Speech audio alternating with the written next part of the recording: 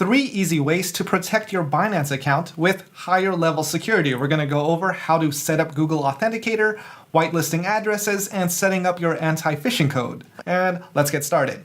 Alright, so we're going to use a brand new Binance account, and I'm going to set up an account just so you can see the process as a new user to set up Google Authenticator.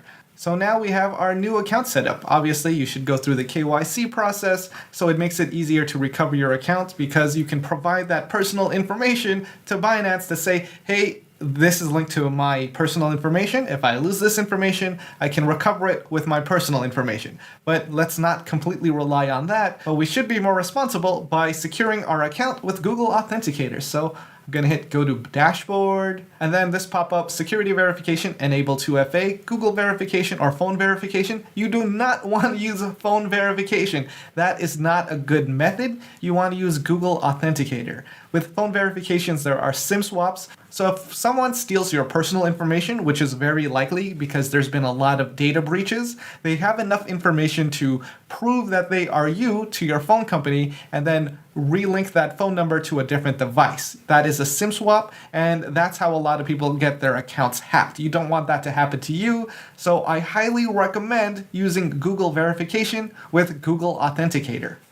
So we are going to go through Google verification, but I'm not going to go through this process. I want to walk you through it in case you didn't do it yet. So select security, and then we should see Google Authenticator recommended, and we want to enable this. You can get the Google Authenticator app from the Apple App Store or the Google Play Store. And you can also get the Binance app too, link in the description. So I am an Android user, so I'm going to use Google Play. You should install it directly from Google and make sure it's like the real Google site.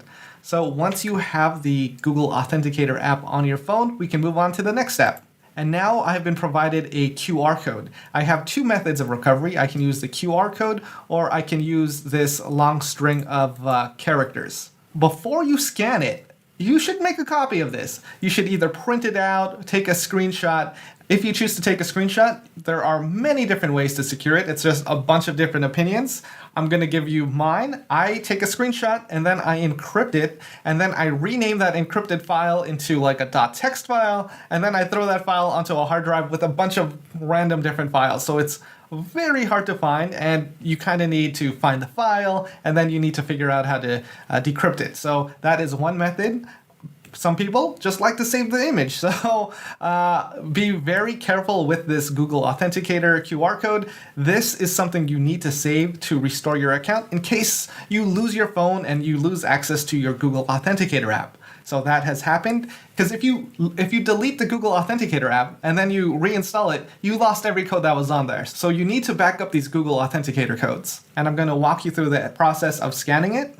We're on the Dan phone here. I'm going to select Google Authenticator, scan a QR code, and then I'm going to scan it. And now I have a new line item here. It says Binance.com, and then my email address and a 6-digit code. So the way Google Authenticator works, it generates a new 6-digit code every 30 seconds, and it does that even when you're offline. So when you sign into your Binance account that has been secured by Google Authenticator, you're going to need your email, your password, and the 6-digit Google Authenticator code, which changes every 30 seconds. So now that you saved your QR code and you've added it to Google Authenticator, we can hit next. And then this is a notification to back up your key, as I mentioned. Please save this key on paper. This key will allow you to recover your Google Authenticator in case of phone loss, because that happens and it takes a long time to get that recovered. This is your warning from Binance to back up your Google Authenticator code. And we did that, so select next. And then we get another email verification code. Gonna check that. And now we received an email from Binance to bind our Google Authenticator code. Gonna hit copy, paste it in here. Then I'm gonna go back to the app. We can see my Google Authenticator code is 165791.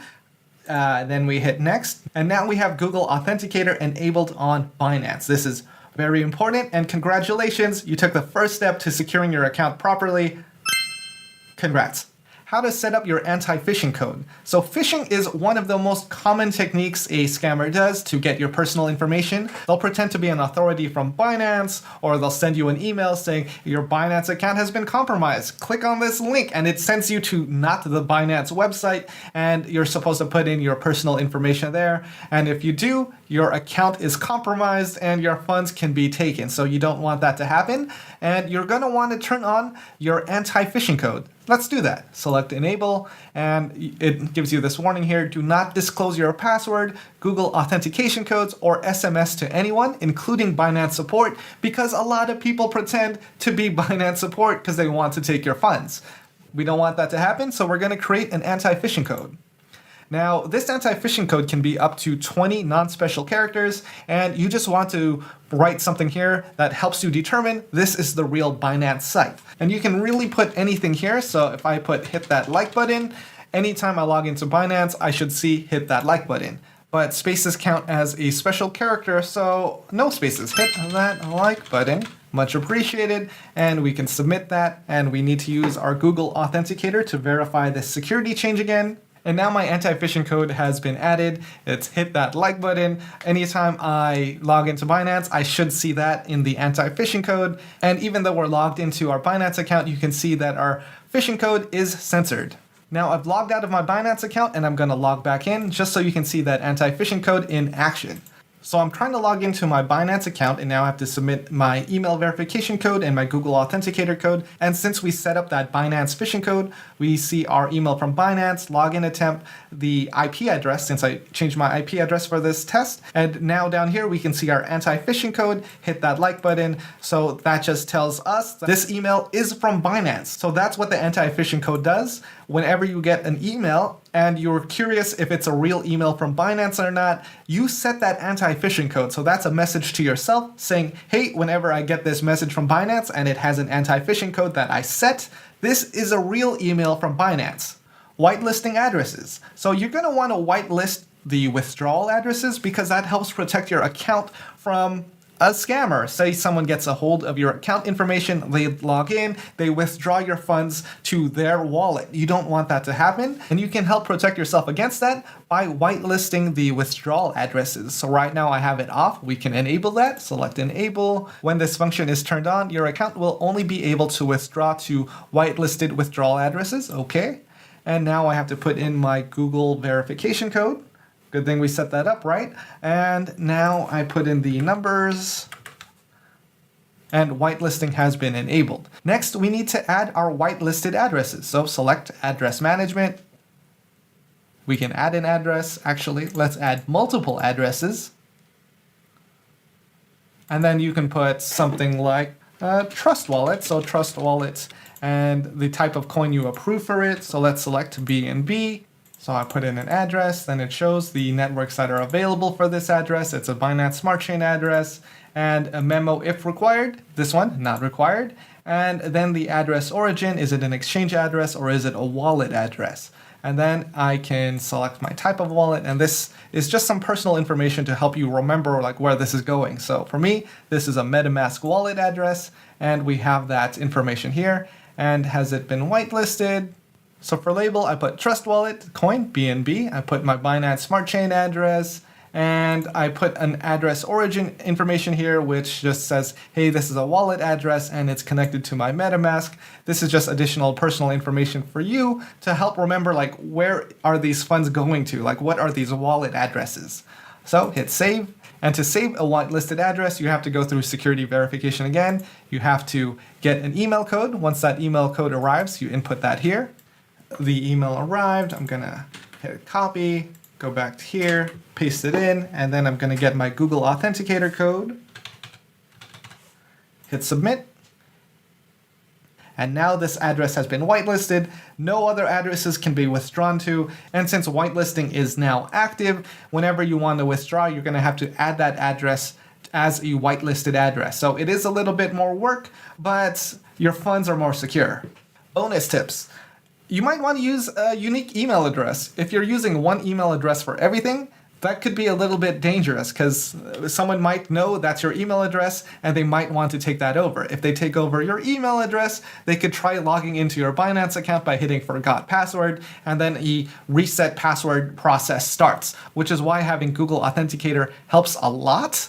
But if you didn't do that, your account can be compromised. So another step you can take is creating a unique email for your Binance account. Let's say your email account name is dogsarecool52@gmail.com. You can create another email address called dogsarecool52binance@gmail.com. You can just add something in. It doesn't necessarily have to be that. It can be whatever secure combination that you can think of. Additionally, use a very complicated password. It's a password you should remember, or if you don't remember, use a password manager. And be very careful out there. All the people wanting to help you could potentially be a scammer, so you have to stay sharp. You have to work directly with the Binance accounts, and people like to pose as the Binance accounts. So be extra cautious. No one from Binance will ask for your personal information. To avoid phishing and phishing websites that pose as Binance, another secure thing you could do is use the Binance app, but there can also be fake Binance apps out there, so make sure you download the Binance app from Binance.com. Don't directly go to the App Store. Sometimes scammers like to promote their app and advertise it so it will rank higher than the official Binance app. That has happened. Be very careful. So to recap, put in the extra effort to set up your Google Authenticator, back up your codes, whitelist your addresses, and set up your anti-phishing code. So whenever you get an email from Binance, you can confirm it's a real email and not a phishing email where someone's just trying to steal your information. And if you don't already have the Binance app, there is a link to it in the description. Thanks for watching, stay safe, and this has been a Binance video.